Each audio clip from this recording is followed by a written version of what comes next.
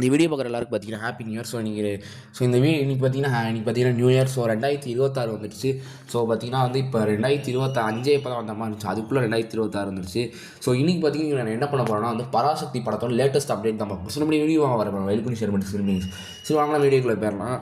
இந்த படத்தோட audio launch பார்த்தீங்கன்னா எப்போனா 3ஆம் தேதி நடக்க போகுது. அது மாதிரி இந்த படத்தோட ட்ரெய்லர் 3ஆம் தேதி இல்லை 4ஆம் தேதி ரிலீஸ் ஆக போகிற மாதிரி தான் பேசிகிட்டு இருக்காங்க.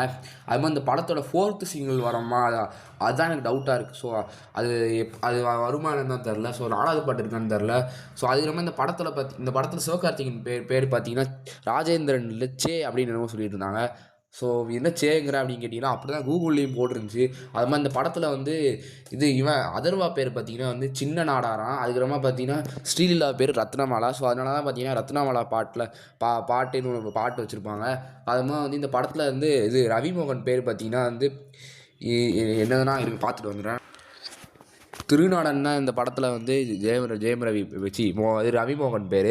ஸோ இந்த படத்தில் பார்த்தீங்கன்னா இந்த படத்தில் பார்த்தீங்கன்னா இந்த சிவகார்த்திகேயனும் அதர்வாவும் பார்த்தீங்கன்னா அண்ணன் தம்பி மாதிரி பேசிகிட்டு இருக்காங்க. ஸோ இந்த படம் எப்படி இருக்க போது தெரில. ஸோ 10ஆம் தேதி இந்த படம் வரப்போகுது. ஸோ நீங்கள் எந்த படத்துக்கு ஃபஸ்ட்டு போவீங்கன்னு உனக்கு கமெண்ட்டில் சொல்லுங்கள். ஜனநாயகனா நல்லா பராசக்தியானு நான் என் கசினும் நானும் பார்த்தீங்கன்னா பராசக்தி படத்துக்கு போகிறோம்.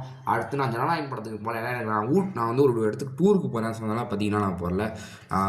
இந்த படத்துக்கு போல கேஸ். ஸோ பார்த்தீங்கன்னா அவ்வளோதான் கேஸ். பை.